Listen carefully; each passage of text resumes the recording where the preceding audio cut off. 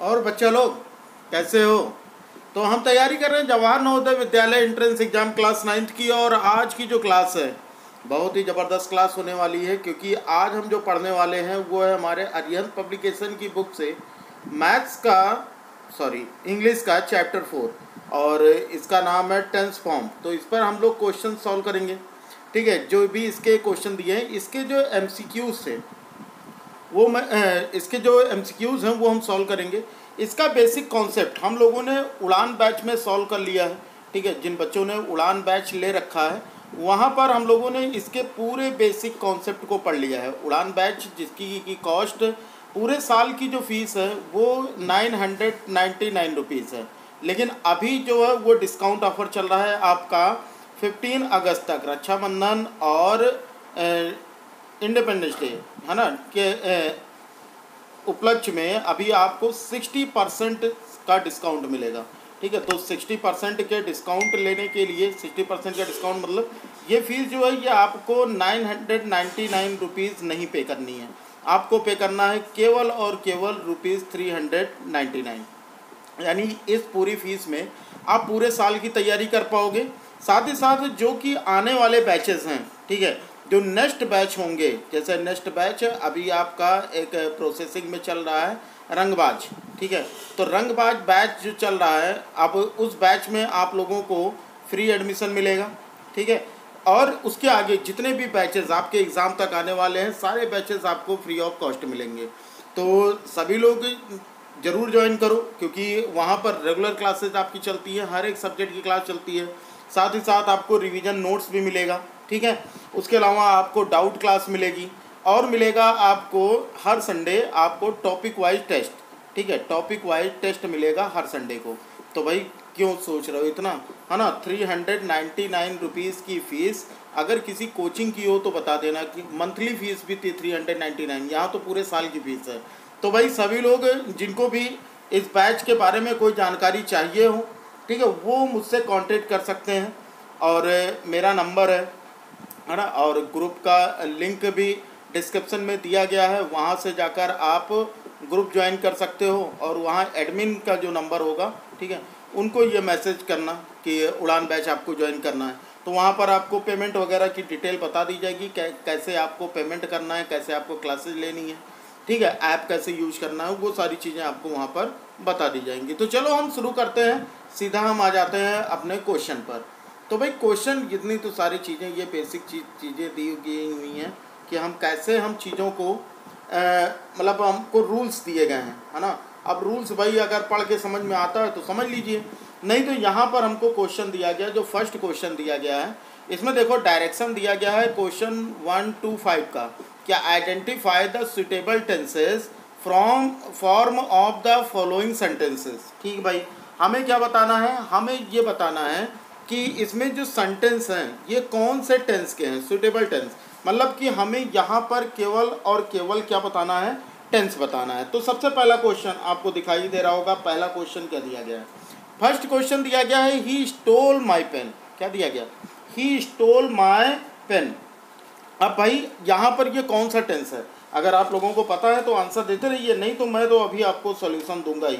ठीक है, और सीधे आपको इसका रूल भी बताऊंगा कि कौन सा रूल यहाँ पर अप्लाई हो रहा है।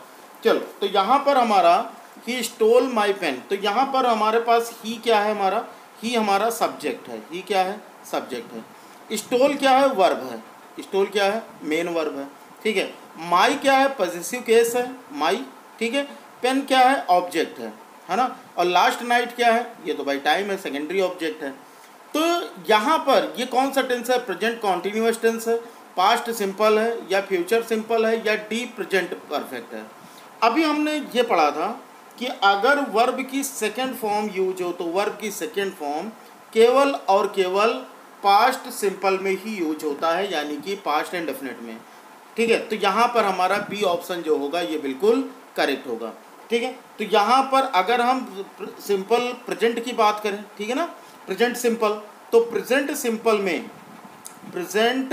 सिंपल में क्या यूज होता है भाई, प्रेजेंट सिंपल में यूज होता है वर्ब की फर्स्ट फॉर्म, या फिर वर्ब की फर्स्ट फॉर्म में एस या ई एस, है ना। और अगर पास्ट सिंपल हो तो पास्ट सिंपल में ठीक केवल और केवल वर्ब की सेकंड फॉर्म का ही यूज़ किया जाता है, केवल और केवल वर्ब की सेकंड फॉर्म का यूज किया जाता है। बात आ गई समझ में? तो यानी यहाँ पर हमारा पहले का बी ऑप्शन करेक्ट होगा। ठीक है, तो सेकंड क्वेश्चन पे आने से पहले आपसे रिक्वेस्ट है भाई कि अगर चैनल पे नए हो तो चैनल को सब्सक्राइब करके बेल आइकन को प्रेस कर लेना, क्योंकि यहाँ पर भी बहुत ही ज़बरदस्त तैयारी आपको मिलने वाली है। ठीक है, फॉर्म की जितनी भी जानकारी होगी, फॉर्म कैसे फिल करना है, कब फिल करना है, उसकी एलिजिबिलिटी क्या है, सारी चीज़ें आपको इसी चैनल पे बता दी जाएंगी। तो भाई सभी लोग चैनल को सब्सक्राइब करके बेल आइकन को प्रेस कर लेना। बाकी जो भी यहाँ पर क्लासेस अवेलेबल होती हैं उसकी भी नोटिफिकेशन आपको मिल जाएंगी। ठीक है, साथ ही साथ अभी तक अगर आपने वीडियो को लाइक नहीं किया तो भाई वीडियो को लाइक ज़रूर कर देना। वीडियो का जो लाइक टारगेट है वो 100+ लाइक्स का है। ठीक है, अगर मैं आप लोगों के लिए इतना कर सकता हूँ तो भाई आप भी तो कर ही सकते हो, आपका तो कोई पैसा नहीं लगना है। तो 100+ लाइक्स का है, तो भाई जो भी बच्चे अभी तक लाइक नहीं किए वो वीडियो को लाइक कर दें। ठीक है, चलो आ जाते हैं हम सेकेंड क्वेश्चन पर। तो सेकेंड क्वेश्चन हमारा क्या दिया गया? सेकेंड क्वेश्चन दिया गया है कि Mohan was watching a movie, Mohan was watching a movie on TV. तो मोहन यहाँ हमारा सब्जेक्ट है, वॉच जो है वो हेल्पिंग वर्ब है, वॉचिंग जो है वो मेन वर्ब है, क्या है मेन वर्ब, और अ मूवी ठीक है ये हमारा ऑब्जेक्ट है, ऑन जो है ये प्रीपोजिशन है, और टीवी जो है ये भी क्या है ऑब्जेक्ट ही है, तो सेकेंडरी ऑब्जेक्ट है। ये बताना है कि ये कौन सा टेंस है। तो ऑप्शन ए दिया गया पास्ट कॉन्टिन्यूअस, ऑप्शन बी दिया गया पास्ट सिंपल, ऑप्शन सी दिया गया फ्यूचर सिंपल, या ऑप्शन डी दिया गया प्रेजेंट सिंपल। तो हम लोगों ने ये बात देखी थी कि भैया पास्ट सिंपल में वर्ब की सेकंड फॉर्म यूज होती है, जो कि इसमें नहीं है, तो ये ऑप्शन गलत। ठीक है, फ्यूचर सिंपल में विल या सैल का यूज होता है, जो कि इसमें नहीं है, तो इसका मतलब ये भी ऑप्शन क्या हो गया गलत। प्रेजेंट परफेक्ट में हैज़ या फिर हैव का यूज होता है, हैज़ या हैव, और उसके साथ वर्ब की थर्ड फॉर्म, वो भी नहीं है, तो ये भी गलत। तो इसका मतलब हमारा क्या हो गया? A option past continuous tense जो होगा ये बिल्कुल सही होगा। भाई एक चीज़ और जान लो, अगर कोई काम पास्ट, जिस समय की बात की जा रही है, पास्ट में कोई काम चल रहा था, तो वहाँ पर हम लोग पास्ट कॉन्टिन्यूअस का यूज करते हैं। ठीक है, जिसमें हम आई, वी, यू, दे और जितने भी प्लूरल होते हैं, ठीक है, जितने भी प्लूरल नाउन होते हैं उनके साथ हम यूज करते हैं वॉच का। सही है? सही है कि गलत है? भाई गलत है, पूरी तरह से गलत है। तो यहाँ पर क्या होगा हमारा कि अगर हमारे किसी भी सेंटेंस में, ठीक है, ही, वी, यू, दे, अगर दे और साथ ही साथ कोई प्लूरल नाउन आए तो उसके साथ हम यूज करते हैं वर का, और आई, वी, ठीक है, sorry, I, he, she, it, ठीक है, या फिर कोई सिंगुलर नाउन आए तो उसके साथ हम यूज करते हैं वॉच का। और यहाँ पर क्योंकि कॉन्टिन्यूअस है, तो जब भी कॉन्टिन्यूअस लगेगा तो उसमें वर्ब की फर्स्ट फॉर्म में आईएनजी लगेगी ही लगेगी। तो इसका मतलब यहाँ पर कौन सा हमारा ए ऑप्शन जो होगा ये बिल्कुल करेक्ट होगा। क्लियर है बात इतनी? चलो भाई अगला क्वेश्चन देखते हैं। अगला क्वेश्चन नंबर 3 देखो। क्वेश्चन नंबर 3 क्या दिया गया? क्वेश्चन नंबर 3 दिया गया है कि क्वेश्चन नंबर 3 कि I have been to Agra in January. I have been to Agra in January कौन सा टेंस है? A present continuous, B past simple, C future simple, या डी प्रेजेंट परफेक्ट। देखो प्रेजेंट कॉन्टिन्यूअस टेंस में, प्रेजेंट कॉन्टिन्यूअस टेंस में is, am, are का use होता है, जो कि इसमें नहीं है। इज, एम, आर के साथ वर्ब की फर्स्ट फॉर्म में आईएनजी यूज होती है, तो यहाँ पर ये गलत हो गया। पास्ट सिंपल में हमने देखा था कि वर्ब की सेकंड फॉर्म यूज होती है, तो इसलिए ये भी ऑप्शन क्या होगा गलत होगा। फ्यूचर सिंपल में हमने देखा इसके पहले भी कि विल या सैल का यूज होता है, तो ये भी गलत होगा। तो इसका मतलब प्रेजेंट परफेक्ट जो होगा ये करेक्ट ऑप्शन होगा, डी ऑप्शन जो होगा ये बिल्कुल करेक्ट होगा। ठीक है, प्रेजेंट परफेक्ट में हम क्या करते हैं? प्रेजेंट परफेक्ट में हम हैज़ या हैव के साथ क्या लगाते हैं भाई? वर्ब की थर्ड फॉर्म का यूज करते हैं। किसका यूज करते हैं? वर्ब की थर्ड फॉर्म का। तो यहाँ पर भाई बी की थर्ड फॉर्म है, बीन, बी की थर्ड फॉर्म है, तो इसका मतलब डी ऑप्शन जो होगा ये बिल्कुल करेक्ट होगा। चलो भाई अगला क्वेश्चन देखते हैं, क्वेश्चन नंबर 4। तो क्वेश्चन नंबर 4 में दिया गया कि Mohan was absent in last class. Mohan was absent in last class, तो वॉज एब्सेंट का यूज हुआ है। अब ये सोचोगे ये कौन सा टेंस है? भाई अगर वॉज का यूज हुआ है तो इसका मतलब ये क्या है? ये पास्ट टेंस का सिंपल सेंटेंस है। वॉच लगा है ये तो क्लियर है कि पास्ट हो गया। अगर वॉच लगा है तो ये प्रेजेंट नहीं है, ये फ्यूचर नहीं है, ये प्रेजेंट नहीं है, तो जाहिर सी बात है भाई पास्ट होगा। अगर इस तरह का सेंटेंस आपको मिलता है तो बिल्कुल याद रखिएगा कि हेल्पिंग वर्ब से पहचानने की कोशिश कीजिएगा कि कौन सा टेंस है। तो ये पास्ट टेंस का सिंपल सेंटेंस है, यानी यहाँ ऑप्शन के हिसाब से बी ऑप्शन जो होगा ये बिल्कुल करेक्ट होगा। ठीक है, अगला क्वेश्चन देखो, क्वेश्चन नंबर 5। तो क्वेश्चन नंबर 5 क्या दिया गया? He will have been teaching in this college after his PhD, है ना। वो इस स्कूल में, है ना, देखो आफ्टर हिज PhD, अपने PhD के बाद वो इस कॉलेज में पढ़ा रही होगी, मतलब ये फ्यूचर की बात की जा रही है। विल का यूज हुआ तो इसका मतलब फ्यूचर होगा, तो विल और शैल फ्यूचर में यूज होगा, तो पहला ऑप्शन प्रेजेंट कॉन्टिन्यूअस गलत हो जाएगा, पास्ट सिंपल गलत हो जाएगा। अब इन दोनों में कन्फ्यूजन है ना, कि दोनों में फ्यूचर है, तो कौन सा सी ऑप्शन होगा या डी ऑप्शन होगा? भाई देखो, विल के साथ हमें हैव का भी यूज दिया गया है। क्या दिया गया? विल के साथ हैव का भी यूज दिया गया है, और उसके बाद वर्ब की फर्स्ट फॉर्म में ING है। मैंने क्या कहा था कि अगर ING आया तो समझ लो कॉन्टिन्यूअस है, हैज़ हैव आया तो समझ लो परफेक्ट है, विल आया तो फ्यूचर है। तो इस हिसाब से हमारा डी ऑप्शन जो होगा ये बिल्कुल करेक्ट हो गया। ठीक है, अगर आपको टेंस आती है तो ठीक है, नहीं आती तब भी आप ऐसे तरीक़ों से पहचान सकते हो। ठीक है, टीचिंग है, ING लगा है तो कॉन्टिन्यूअस, हैज़ हैव लगा है तो परफेक्ट, विल लगा है तो फ्यूचर, तो जाहिर सी बात है भाई फ्यूचर परफेक्ट कॉन्टिन्यूअस टेंस हो जाएगा। क्लियर है बात इतनी? यहाँ तक अगर कोई दिक्कत हो तो बताइए भैया इन 5 क्वेश्चंस में, है ना। जो बच्चे उड़ान बैच के हैं वो तो आसानी से पकड़ ले रहे होंगे, उन्होंने आंसर, उनको देखना ही नहीं है कि बुक में क्या आंसर दिया है, सीधा सीधा भाई क्वेश्चन पढ़ेंगे, सीधा सीधा आंसर लगाएंगे, क्योंकि सबने पूरी कंप्लीटली रूल पढ़ रखी है ना। तो भाई यहाँ पर कंप्लीट रूल का जानना बहुत ही ज़्यादा जरूरी है। चलो भाई अगला क्वेश्चन देखते हैं। डायरेक्शन दिया गया क्वेश्चन नंबर 6 to 10 का, क्या दिया गया भाई? डायरेक्शन दिया गया, complete the following sentence with the correct form of the verb tense. यानी यहाँ पर हमको क्या फिल करना है? हमको करेक्ट फॉर्म, वर्ब की करेक्ट फॉर्म फिल करनी है ना। आसान है, अगर आपको टेंस की जानकारी है आप आसानी से फिल कर लोगे। क्वेश्चन नंबर 6 दिया गया, the prime minister said that, prime minister ने कहा दैट इट, फिर ब्लैंक दिया गया, him great pleasure to meet the soldiers that evening. That evening, इसका मतलब, दैट इवनिंग का मतलब उस शाम, पिछले मतलब बीते हुए टाइम की बात हो रही है ना। इतना मैं आपको हिंट दे देता हूँ, बीते हुए समय की बात है ये। तो यहाँ पर कौन सा ऑप्शन होगा? ऑप्शन ए है गिव्स, ऑप्शन बी है गेव, सी है वॉज गिविंग, या फिर डी है इज गिविंग। तो यहाँ पर कौन सा ऑप्शन करेक्ट होगा? ठीक है, तो बहुत सारे बच्चे आंसर दे रहे हैं, है ना, बहुत सारे बच्चे बुक देखकर आंसर दे रहे हैं। तो बुक बिल्कुल बंद कर दो, क्योंकि यहाँ पर बुक की कोई ज़रूरत नहीं है। क्वेश्चन आपके सामने दिख रहा है, बुक का ही क्वेश्चन है, तो आपको बुक खोल के बैठ के आंसर देने की जरूरत नहीं, क्योंकि यहाँ पर तो आप आंसर दे दोगे, वाह वाही लूट लोगे। लेकिन जब एग्ज़ाम में मिलेगा तो एग्ज़ाम में मामला टाएं फिश हो जाएगा। तो इसलिए बच्चा लोग बिल्कुल भी बुक्स अपनी बंद कर दें और आंसर दीजिए। देखिए कितना तैयार है आपका। चलो अब मैं यहाँ पर आपको रूल बताता हूँ। The prime minister said that, तो प्राइम मिनिस्टर ने कहा, तो ये सेंटेंस हमारा क्या हो गया? ये सेंटेंस हमारा पास्ट का हो गया। दैट इवनिंग लगा तो ये भी पास्ट का हो गया, है ना। अब देखो गिव्स हो नहीं सकता क्योंकि ये प्रेजेंट में यूज होता है, तो ए ऑप्शन गलत हो गया। वॉज गिविंग, जब उस समय काम प्लेजर दे रहा था सोल्जर्स, है ना, तो दे रहा था, उस समय का कोई बात नहीं किया जा रहा है, प्रेजेंट है नहीं, तो डी भी गलत। तो इसका मतलब बी ऑप्शन जो होगा ये बिल्कुल करेक्ट होगा। यहाँ पर क्या हो जाएगा? It gave him great pleasure to meet the soldiers that evening. बताओ बात समझ में आ गई? तो यहाँ पर सेंटेंस पास्ट का है ना, हेल्पिंग वर्ब का यूज नहीं करना है। कोई भी काम अगर पास्ट में चल रहा होता तो वहाँ पर हम वॉज गिविंग का यूज करते। फिलहाल काम चलने का कुछ भी इसमें पता नहीं लग रहा है। प्राइम मिनिस्टर ने कहा कि it gave him great pleasure to meet the soldier, उस शाम सैनिकों से मिलकर उनको बहुत ही सुखद अनुभव मिला। ठीक है, याद ना कि मिल रहा था। तो यहाँ पर गेव यानी गिव की सेकंड फॉर्म, वर्ब की सेकंड फॉर्म का यूज होगा। क्लियर है बात? चलो भाई क्वेश्चन नंबर 7 देखते हैं।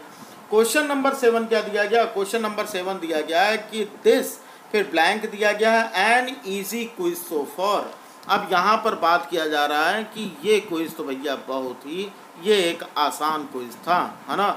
ऑप्शन ए दिया गया हैज़ बीन, ऑप्शन बी दिया गया हैड बीन, ऑप्शन सी दिया गया वॉज, या फिर ऑप्शन डी दिया गया विल हैव बीन। यहाँ पर करेक्ट ऑप्शन क्या होगा? ठीक है। यहाँ पर देखो मैं दो चीज़ें यूज कर सकता हूँ, यहाँ पर सो फार का यूज हुआ है, तो यहाँ पर आप दो चीज़ें यूज कर सकते हो। क्या यूज कर सकते हो भाई, आप यहाँ पर बी फॉर्म है ना, यहाँ बी जो यूज हो रहा है, ये बी जो यहाँ पर ये बीन जो बी का यूज हो रहा है, ये बी की थर्ड फॉर्म है, ठीक है, बी की थर्ड फॉर्म, तो ये हो जाएगा बीन, ये चीज़ याद रखिएगा। तो हैज़ के बाद भी वर्ब की थर्ड फॉर्म यूज होती है और हैड के बाद भी यूज होती है। तो यहाँ के हिसाब से भाई, इस क्वेश्चन के हिसाब से हमारा ए और बी दोनों ऑप्शन सही हो सकता है, ठीक है। This was an easy quiz, है ना, ये भी हो सकता है कि यह एक आसान क्विज था, है ना, लेकिन हुआ था कि अगर मीनिंग करना चाहोगे तो यहाँ पर आपका ए और बी दोनों हुआ है या हुआ था, तो दोनों का यूज आप कर सकते हो, ठीक है। फिलहाल इस तरह के क्वेश्चन, डबल ऑप्शन वाले क्वेश्चन नहीं पूछे जाएंगे एग्जाम में। ये बुक का क्वेश्चन था, तो यहाँ पर आपका ए भी करेक्ट होगा और बी भी करेक्ट होगा। चलो अगला क्वेश्चन देखते हैं, क्वेश्चन नंबर 8। क्वेश्चन नंबर 8 दिया गया दे, फिर दिया गया है blank in an apartment right now, है ना, because they can't find a cheap house. क्या कहा भैया इसने, यहाँ पर देखो, है ना। अच्छा चलो पहले बता लो कि क्या होगा। ऑप्शन ए है have been living, option B है आर लिविंग, ऑप्शन सी है हैड बीन लिविंग, या फिर ऑप्शन डी है वर लिविंग। अब आपके हिसाब से यहाँ पर कौन सा ऑप्शन जो है वो करेक्ट होगा। चलो तो यहाँ पर भाई टाइम नहीं दिया गया है, कोई टाइम नहीं दिया गया है, तो अगर टाइम नहीं दिया गया है ना, तो यहाँ पर भाई परफेक्ट कॉन्टिन्यूअस टेंस का यूज होना, चाहे वो प्रेजेंट परफेक्ट कॉन्टिन्यूअस टेंस हो चाहे पास्ट परफेक्ट कॉन्टिन्यू, तो इन दोनों का यूज़ तो हो ही नहीं सकता। यहाँ पर एक चीज़, अब आर लिविंग और वर लिविंग में थोड़ी सी कन्फ्यूजन होगी कि भाई हम यहाँ पर क्या यूज करेंगे। तो राइट नाउ का यूज हुआ है, मतलब अभी की बात की जा रही है, राइट नाउ। राइट नाउ का मतलब यानी प्रेजेंट है, तो यानी यहाँ पर हमारा बी ऑप्शन जो होगा ये बिल्कुल करेक्ट होगा। They are living in an apartment right now because they can't find a cheap house, है ना। अगर आप मीनिंग नहीं निकाल पा रहे हो तो भी कोई दिक्कत नहीं, आप सेंटेंस को इस तरह से पढ़ के अपने टेंस वाले क्वेश्चन को सही कर सकते हैं। चलो भाई अगला क्वेश्चन देखते हैं, क्वेश्चन नंबर 9। तो क्वेश्चन नंबर 9 क्या दिया गया, क्वेश्चन नंबर 9 दिया गया कि एवरीवन, फिर ब्लैंक दिया गया है ना, when the earthquake hit the small town. Everyone हर कोई, है ना, एवरीवन मतलब यहाँ पर हो जाएगा प्रत्येक, एवरीवन का मतलब क्या हो जाएगा, प्रत्येक। व्हेन, अब यहाँ पर ब्लैंक फिल करना है, when the earthquake hit the small, जब अर्थक्वेक आया था तो सभी लोग क्या कर रहे थे, सभी लोग सो sleeping, B slept, C was sleeping, या डी विल बी स्लीपिंग। अब क्या होगा भाई, देखो व्हेन जब भी यूज होगा, ठीक है, व्हेन जब आया था, जब अर्थक्वेक आया था तो इसका मतलब पास्ट है, तो पास्ट में भैया क्या कर रहे थे, सभी लोग सो रहे होंगे, एवरीवन वाज स्लीपिंग।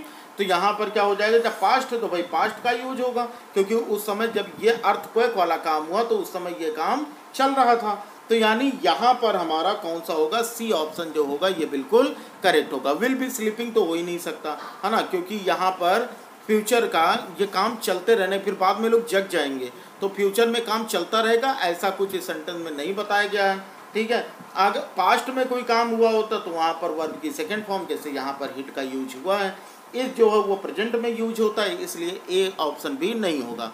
तो एवरीवन वाज स्लीपिंग, देखो मीनिंग भी निकाल लो, है ना, सब हर कोई सो रहा था जब अर्थ छोटे से टाउन में, छोटे से कस्बे में अर्थक्वेक आया था। तो यहाँ नहीं, यहाँ पर सी ऑप्शन जो होगा ये बिल्कुल करेक्ट होगा। अब क्वेश्चन नंबर 10 पे आते हैं भाई। क्वेश्चन नंबर 10 क्या दिया गया, क्वेश्चन नंबर 10 दिया गया कि ही, फिर ब्लैंक दिया गया bye her self since his divorce. क्या था, ही, फिर ब्लैंक दिया गया है bye her self since his divorce. यहाँ पर बात की जा रही है भैया कि सिंस लिखा है, तो अगर सिंस लगा है तो सिंस का प्रेजेंट परफेक्ट कॉन्टिन्यूअस और पास्ट परफेक्ट कॉन्टिन्यूअस टेंस में यूज होता है ना। सिंस का यूज प्रेजेंट परफेक्ट कॉन्टिन्यूअस, मतलब उसका डाइवोर्स हो चुका है ना, सिंस, और डाइवोर्स के बाद वो रह रही है या रह रही थी, दोनों बातें हमारे लिए सही हो सकती हैं। तो यहाँ पर आपका ए और बी ऑप्शन दोनों करेक्ट हो सकता है, क्योंकि यहाँ पर दोनों परफेक्ट कॉन्टिन्यूअस टेंस हैं। हम इज लिविंग या वॉज लिविंग का यूज नहीं कर सकते, क्योंकि यहाँ पर सिंस का यूज हुआ है, तो परफेक्ट कॉन्टिन्यूअस टेंस का ही यूज होगा। तो आप चाहो तो यहाँ पर ए का यूज कर सकते हो या बी का, ठीक है, दोनों आपके सही होंगे। लेकिन यहाँ पर रह रही है कि मीनिंग में, तो हैज़ बीन लिविंग, है ना, वो डाइवोर्स के बाद से वो अकेली रह रही थी, ठीक है, या ये कहोगे कि by herself since his divorce, तो डाइवोर्स के बाद से वो खुद ही रह रही थी, तो यहाँ पर हैड बीन का भी यूज रह रही थी, तो अगर थी होता तो हैड बीन, रह रही है तो हैज़ बीन, तो यहाँ पर ए और बी दोनों ऑप्शन सही होगा। जो बच्चे बुक देखकर ए बता रहे हैं तो वो ये भी बता दें कि बी क्यों नहीं हो सकता, ठीक है, तो यहाँ मेरे हिसाब से ए और बी दोनों ऑप्शन करेक्ट होंगे। फिलहाल ऐसे जो क्वेश्चन आपके एग्ज़ाम में, डबल ऑप्शन वाले क्वेश्चन आपके एग्ज़ाम में नहीं होंगे, तो ये बुक में दिया है, तो इस हिसाब से मैं आपको बता रहा हूँ, यहाँ पर आपको ए या बी में से एग्ज़ाम में कोई एक ऑप्शन ही मिलेगा। क्लियर है बात, इतनी सभी को समझ में आ गई। चलो भाई अगला क्वेश्चन देखते हैं। क्वेश्चन नंबर अगला जो हमको दिया गया वो दिया गया है क्वेश्चन नंबर 11। क्वेश्चन नंबर 11 दिया गया है, complete the following sentence with the correct form of the verb as given in the bracket. भाई बिल्कुल ठीक है, यहाँ पर क्वेश्चन नंबर 11 to 15 तक हमको ये क्वेश्चन दिया गया कि करेक्ट फॉर्म फिल करो। क्वेश्चन नंबर 11 क्या दिया गया, क्वेश्चन नंबर 11 दिया गया आई वॉज एंग्री, है ना, मैं गुस्सा था, दैट चूंकि, है ना, I make such a stupid mistake, तो यहाँ पर बताओ भाई मेक की कौन सी फॉर्म भरी जाएगी, है ना, कौन सी फॉर्म होगी। अब एक चीज़ मैं आपको यहाँ पर हिंट दिए देता हूँ कि ये वॉज है यानी पास्ट है, तो आगे पास्ट का ही कोई फॉर्म फिल करोगे, लेकिन कौन सा फॉर्म फिल करोगे। चलो भाई ऑप्शन भी देख लेते हैं। ऑप्शन दिया गया हमें, ऑप्शन दिया गया है हैज़ मेड, ऑप्शन बी दिया गया had made, option C am making, या डी नन ऑफ दिस। तो आपके हिसाब से यहाँ पर कौन सा ऑप्शन सही होगा। चलो भाई फिर से क्वेश्चन पे आ जाते हैं। तो क्वेश्चन है आई वॉज एंग्री, है ना, मैं क्रोधी था। कब मुझे गुस्सा आया, मुझे गुस्सा आ रहा था या मैं गुस्सा था, दैट क्योंकि आई यहाँ पर मेक सच अ स्टूपिड, मैंने इस तरह की गलती की थी, यानी कि गलती का काम जो था, गलती करना, वो पूरा हो चुका था। तो जाहिर सी बात है भाई कि अगर पूरा हो चुका था तो ये पास्ट परफेक्ट में जाएगा, और पास्ट परफेक्ट में हैड का यूज होता है, यह हम लोगों ने पढ़ रखा है। पास्ट परफेक्ट में किसका यूज होता है भाई, हैड का, तो हैड प्लस वर्ब की थर्ड फॉर्म, है ना, तो यहाँ पर क्या लग जाएगा हमारा, यहाँ हो जाएगा हैड मेड, क्या हो जाएगा, यहाँ पर यूज हो जाएगा हैड मेड, तो यानी हैड मेड ऑप्शन में है क्या।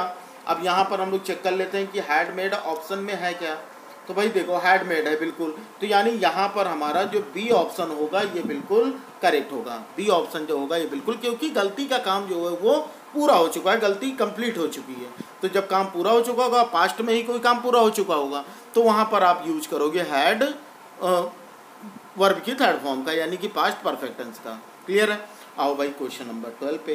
तो क्वेश्चन नंबर 12 दिया गया आई प्रेडिक्ट दैट बाय 2020, मतलब मैं भविष्यवाणी कर रहा हूँ, भविष्यवाणी मतलब फ्यूचर में जाना है मुझे, है ना, ये हिंट यहाँ समझ लो कि मुझे फ्यूचर में जाना है 2020। अब यहाँ पर 2020 तो हमारा निकल चुका है, मैंने 2020 की मानी, ये पुराना क्वेश्चन है, यहाँ पर 2020 की जगह पर आप यहाँ पर कर लीजिए 2025, ठीक है, क्या कर लोगे 2025 कर लो। तो यहाँ पर क्या हो जाएगा, मैन, फिर ब्लैंक है लैंड ऑन मार्स, तो यहाँ पर लैंड की कौन सी फॉर्म फिल की जाएगी। ऑप्शन ए है will have landed, option B है विल लैंड, ऑप्शन सी है विल बी लैंडिंग, या फिर ऑप्शन डी है नन ऑफ दिस। अब आपके हिसाब से यहाँ पर क्या होना चाहिए भाई, देखो सभी का आंसर तो चल रहा है ना, लेकिन मेरे हिसाब से क्या होना चाहिए ये भी सुन लो कि अगर मैं फ्यूचर की बात बता रहा हूँ तो सेंटेंस फ्यूचर में जाएगा, और फ्यूचर में अगर जाएगा, है ना, तो यानी यहाँ पर 2025 तक मनुष्य चांद पर पहुँच चुका होगा या चांद पर कदम रख चुका होगा, तो ये होना चाहिए हमारा। तो इसके हिसाब से हमारा फ्यूचर परफेक्ट टेंस होना चाहिए, फ्यूचर परफेक्ट, क्योंकि वहाँ पर मैं फ्यूचर में काम पूरा कंप्लीट होने की बात कर रहा हूँ, तो यानी यहाँ पर हमारा ए ऑप्शन जो होगा ये बिल्कुल करेक्ट होगा, विल हैव लैंडेड। क्लियर है बात इतनी, सभी को ये चीज़ समझ में आ रही है ना। आगे देखो क्वेश्चन नंबर 13। तो क्वेश्चन नंबर 13 क्या दिया गया, क्वेश्चन नंबर 13 दिया गया है कि आई फिर ब्लैंक है see a wonderful film in the cinema last night. ओहो, लास्ट नाइट, फिर से हिंट ले लो, लास्ट आया तो सेंटेंस किस में जाएगा, पास्ट टेंस में। किस में जाएगा भाई, पास्ट टेंस में। आप बता दो भाई कि यहाँ पर क्या फिल होगा, तो वर्ब कौन सी फॉर्म यूज होगी। ऑप्शन ए है सी, ऑप्शन बी है सा, सी है हैव सीन, ऑप्शन डी है नन ऑफ दिस। तो भाई एक चीज़ तो पहले से क्लियर हो जाती है कि हैव बीन सीन नहीं होगा क्योंकि ये प्रेजेंट है ना। लास्ट नाइट की बात की जा रही है तो यानी यहाँ पर सी भी नहीं होगा क्योंकि ये भी प्रेजेंट है। तो बचा क्या हमारा सा। तो जब भी लास्ट नाइट आएगा ना तो लास्ट के लिए पास्ट का यूज करोगे तो यानी यहाँ पर बी ऑप्शन जो होगा ये बिल्कुल करेक्ट होगा। क्या यूज होगा, आई सा अ wonderful film in the cinema last night, यानी बी ऑप्शन जो होगा ये बिल्कुल करेक्ट होगा। क्लियर है बात इतनी सभी को। चलो भाई बहुत बढ़िया, आगे आ जाते हैं क्वेश्चन नंबर 14। तो क्वेश्चन नंबर 14 देखो भाई, क्वेश्चन नंबर 14 दिया गया द प्लेन पे ब्लैंक दिया है, take off in a few minutes. In a few minute मतलब कुछ ही पलों में, कुछ ही मिनटों में प्लेन टेक ऑफ कर रही होगी या प्लेन टेक ऑफ करेगी, यानी फ्यूचर की बात की जा रही है ना फ्यू मिनट। तो भाई क्या होगा यहाँ पर, ऑप्शन ए दिया गया कि will be taking off, option B दिया गया है is taking off, option C दिया गया है टुक ऑफ, या ऑप्शन डी दिया गया है नन ऑफ दिस। ठीक, तो यहाँ पर क्या दिया गया है भाई, अगर यहाँ पर बात करें हम तो काफ़ी बच्चे विल बी टेकिंग ऑफ में जा रहे हैं, है ना। लेकिन मैंने आपको एक बात बताई थी, अगर नहीं बताई थी तो भाई सुन लीजिए। क्या बताया था कि अगर आप फ्यूचर का कोई भी फिक्स इवेंट हो, फ्यूचर का कोई भी फिक्स इवेंट, तो उसे आप प्रेजेंट कॉन्टिन्यूअस टेंस में यूज करोगे। ठीक है, फ्यूचर का प्री प्लान इवेंट, तो यानी यहाँ पर ये प्री प्लान है मतलब पक्का है कि भाई कुछ देर बाद उतरेगी, तो इसका मतलब यहाँ पर हमारा बी ऑप्शन जो होगा ये बिल्कुल करेक्ट होगा। बी ऑप्शन जो होगा ये बिल्कुल करेक्ट होगा। ठीक है, तो यहाँ बी ऑप्शन जो होगा ये बिल्कुल करेक्ट होगा। चेक कर लीजिएगा अपनी बुक से कि भाई सही बता रहा हूँ कि या नहीं बता रहा हूँ। अगला क्वेश्चन देखो, अगला क्वेश्चन, क्वेश्चन नंबर 15 क्या दिया गया, क्वेश्चन नंबर 15 दिया गया है, क्वेश्चन नंबर 15 दिया है आई, फिर ब्लैंक दिया गया है, फिर दिया है गेटअप। ठीक है, गेटअप। अब यहाँ पर गेटअप की सही फॉर्म फिल करनी है, at 7 every morning but today I was late. अब भैया एक चीज़ हिंट दे देता हूँ, आई वॉज लेट यानी पास्ट का है ना, तो अगर पास्ट का है तो इसका मतलब क्या हो जाएगा, लेकिन ये सेंटेंस तो टुडे आई लेट, मैं लेट से उठा था, लेकिन एवरी मॉर्निंग की बात की जा रही है तो इसका मतलब ये आदत है, ये डेली रूटीन वर्क है एवरी मॉर्निंग। तो एवरी मॉर्निंग आप यहाँ पर कौन सा वर्ब यूज करोगे, ऑप्शन ए है गॉट अप, ऑप्शन बी है will get up, option C है गेट अप, या फिर ऑप्शन डी है नन ऑफ दी। चलिए भाई अपना ऑप्शन आंसर देते रहिए। अब मैं आपको बताता हूँ इसमें क्या होगा। देखो गॉट अप का यूज नहीं होगा क्योंकि ये प्रेजेंट की बात कर रहा है, एवरी मॉर्निंग की। ठीक है, आज की बात हो रही है, टुडे, है ना, आज मैं लेट से उठा था, लेकिन यहाँ पर यह आदत बताई जा रही है एवरी मॉर्निंग, तो यहाँ पर जो आदत होती है वो किस में जाता है भाई, वो जाता है हमारा किस में, प्रेजेंट इंडेफिनिट यानी कि सिंपल प्रेजेंट में। तो सिंपल प्रेजेंट हमारा क्या होगा, सी होगा, यानी गेटअप का यूज जो होगा वो सही होगा। फ्यूचर तो पूरा कंप्लीटली रॉन्ग हो गया बी ऑप्शन, और डी ऑप्शन भी क्या होगा, कंप्लीटली रॉन्ग है, यानी सी ऑप्शन यहाँ पर टुडे लिखा हुआ है और एवरी मॉर्निंग यानी आदत बताई जा रही है, तो इसका मतलब यहाँ पर हमारा प्रेजेंट इंडेफिनिट टेंस यानी कि वर्ब की फर्स्ट फॉर्म का यूज होगा। तो ऑप्शन सी जो होगा ये बिल्कुल करेक्ट होगा। क्लियर है बात इतनी। अगला क्वेश्चन, अगला क्वेश्चन डायरेक्शन देखो, अगला क्वेश्चन 16 to 20, ये बहुत ही इंपॉर्टेंट है। इस तरह के क्वेश्चन में बच्चे ज़्यादा कंफ्यूज हो जाते हैं, वर्ब वगैरह तो क्लियर हो जाती है, लेकिन इस तरह के क्वेश्चन में काफ़ी ज़्यादा प्रॉब्लम क्रिएट होती है। तो यहाँ पर हम क्वेश्चन 16 to 20 में देखते हैं कि क्या दिया गया कि in the following question a sentence is given with an error in it, find out that part of the sentence which has the error. मतलब यहाँ पर सेंटेंस में आपको 4 पार्ट दिए गए हैं, आपको बताना है किस पार्ट में एरर है, और यहाँ पर टेंस से रिलेटेड एरर है, तो आपको केवल टेंस ही ढूंढना है। If there is no error, अगर इसमें कोई एरर ना हो तो द आंसर इज डी, तो आंसर डी दे देना, है ना। अगर टेंस के अलावा कोई और एरर मिलता है तो छोड़ देना, इग्नोर एरर ऑफ पंक्चुएशन, है ना। अगर पंक्चुएशन की कोई एरर हो यानी कॉमा या फुल स्टॉप, तो वो एरर आपको नहीं देना है क्योंकि वो आपके सिलेबस में नहीं है। तो यहाँ पर हम लोग क्वेश्चन नंबर 16 देते हैं भैया। क्वेश्चन नंबर 16 क्या दिया गया, क्वेश्चन नंबर 16 है आई missed the last bus which I usually catch. I missed the last bus, ठीक है, मैंने आखिरी बस छोड़ दी, है ना, मेरी आखिरी बस छूट गई, विच आई यूजली जो मैं अक्सर पकड़ता था, and have to stay back, और मुझे वापस आना पड़ा at the bus stop last night, है ना, उस रात क्या था, बस स्टॉप पर। ठीक है, तो यहाँ पर देखो तो पूरा सेंटेंस भाई आउट इन हो रहा है, आपके हिसाब से क्या है यहाँ पर एरर किस पार्ट में होनी चाहिए, बुक से आंसर नहीं दीजिएगा। ठीक है, तो यहाँ पर मेरे हिसाब से देखो पहले वाला पार्ट पास्ट में है ना, फिर ये वाला पार्ट भी लास्ट पास्ट में है, तो ये वाला प्रेजेंट में कैसे हो गया, ये वाला प्रेजेंट में कैसे हो गया। तो इसका मतलब हैव की जगह पर यहाँ क्या यूज होना चाहिए, हैड का यूज होना चाहिए, यानी हमारे बी पार्ट में जो है वो एरर है, बी पार्ट में एरर है, यानी हमारा यहाँ सही ऑप्शन कौन सा होगा, बी ऑप्शन जो होगा ये बिल्कुल करेक्ट होगा। क्लियर है बात, नहीं समझ में आ गई ना बात। चलो तो ये चीज़ देखिए देखते रहिएगा कि कौन सा टेंस चल रहा है। Question number 17, question number 17, her goal is to win gold medal, क्या इस पार्ट में कोई एरर है ना, in the Asian Games and made her country proud. यहाँ पर देखो ये पार्ट चल रहा है इज यानी प्रेजेंट में, इन द एशियन गेम्स, तो भैया इसमें कोई एरर नहीं है। यहाँ पर ये प्रेजेंट में चल रहा है तो ये पास्ट में क्यों गया, मेड, तो यानी यहाँ पर क्या होना चाहिए भैया, मेक होना चाहिए, है ना। ऑप्शन तो सबका आ रहा था सी, लेकिन क्या गलती थी, यहाँ पर मेक हर कंट्री प्राउड होना चाहिए, तो यहाँ पर मेड ना होकर मेक होना चाहिए, यानी यहाँ पर सी पार्ट में एरर है। समझ में आ गई बात।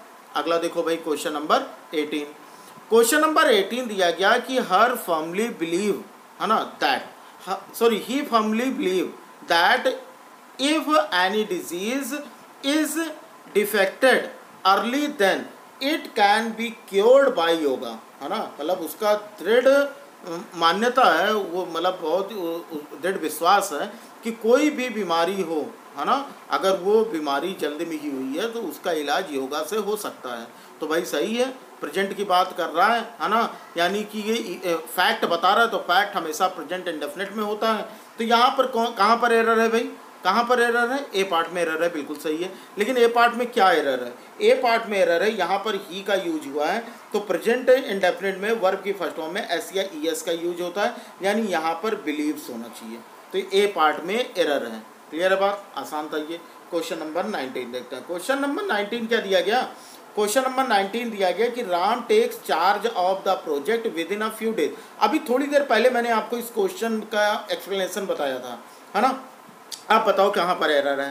Ram takes charge of the project within a few days of appointment, और या फिर यहाँ पर नो एरर है। चलो काफ़ी बच्चों को तो नो एरर भी लग रहा है, लेकिन अगर याद कीजिए तो अभी मैंने आपको एक क्वेश्चन में बताया था कि द प्लेन इज लैंडिंग, है ना, is landing within few minutes या इन फ्यू मिनट्स, मैंने आपको बताया था।